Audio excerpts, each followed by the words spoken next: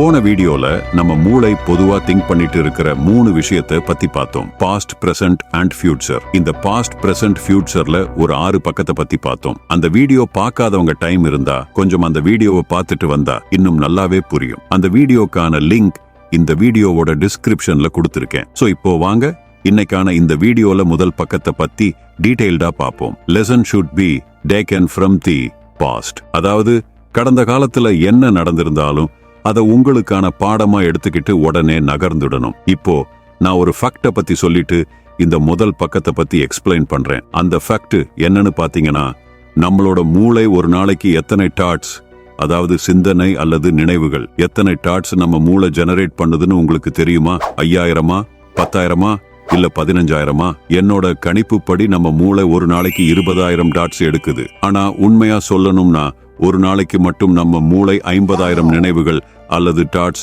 Generate ஆகுதாம். அதுல 10,000 dots தான் positive டாட்ஸ்னு சொல்றாங்க. மிச்சம் 40,000 டாட்ஸ், அதாவது 80% டாட்ஸ் நெகட்டிவ் டாட்ஸ். இது எவ்வளவு ஒரு முக்கியமான ஒரு விஷயம்னு யோசிச்சு பார்த்தா இதை நினைச்சே நம்ம எக்ஸ்ட்ரா நெகட்டிவ் ஜெனரேட் பண்ணிடுவோம்.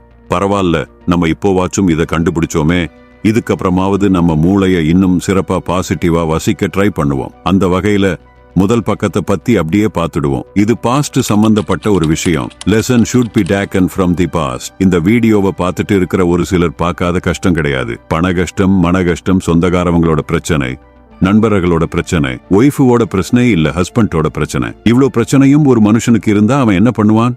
எங்கதான் போவான்? ஒவ்வொரு பிரச்சனையையும் ஒவ்வொரு படமா எடுத்தா கூட பாக்ஸ் ஆபீஸ்ல நல்ல வசூல் சாதனை செய்யும். இவ்வளவு பிரச்சனை இருக்கப்போ நம்ம அந்த பிரச்சனையிலிருந்து ஏதோ ஒண்ணு கத்துக்கிட்டதாலேயோ இல்ல காலம் எல்லாத்தையும் மாத்தும் அப்படின்னு நமக்கு நாமே ஆறுதல் சொல்லிக்கிறதாலேயோ தான் நம்மளால நம்ம அடுத்த கட்டத்துக்கு போக முடியுது.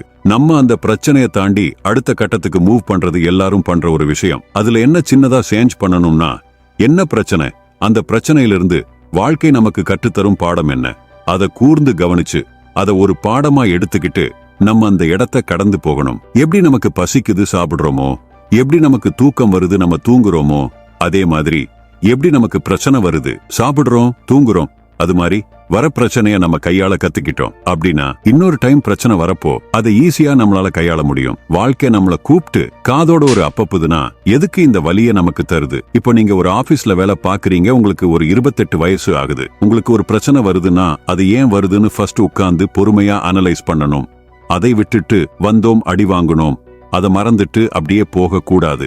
நிறைய பேர் இந்த இடத்துல சோர்ந்து போயிடுறாங்க. உங்களுக்கு ஒரு பிரச்சனை வந்தா அதை கடந்து போறதுக்கு முன்னாடி அதை உடனே சால்வ் பண்ற முடிவை எடுத்துட்டு அதுக்கப்புறமா கடந்து போறதுதான் புத்திசாலிதானம். இப்போ நம்ம இந்தியன் டீமே எடுத்துப்போம்.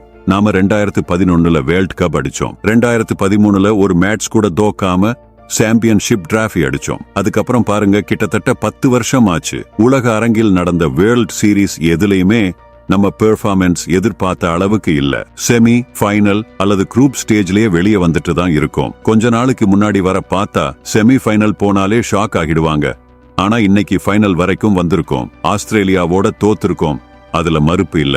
பட் இதுல ஒரு லெசன் இருக்கு. இன்றைய காலகட்டத்துல இன்னைக்கு இருக்கிற இந்த சூழ்நிலையில எதுக்காக இந்தியன் டீம் இப்படி ஒரு நிலையை ஃபேஸ் பண்ணாங்க? நம்ம பார்த்திருப்போம். ஆஸ்திரேலியா ஜெயிச்சு கப்ப தூக்குனது, வான வேடிக்கை நடந்தது, எல்லாத்தையும் பார்த்திருப்போம். ஆனா அங்க அவங்க சரி ஓகே விளையாண்டோம் தோத்துட்டோம் கிளம்புவோம்னு பை பை சொல்லி யாரும் கிளம்பல. உட்கார்ந்து அதை பத்தி பேசுவாங்க. என்ன நடந்தது, எங்க கைமீறி போச்சு? Lesson should be taken from the past. எதுக்கு இதை பண்றாங்க? சரி, லெசன் எடுத்துக்கிறோம், மூவ் ஆன் ஆகுறோம்.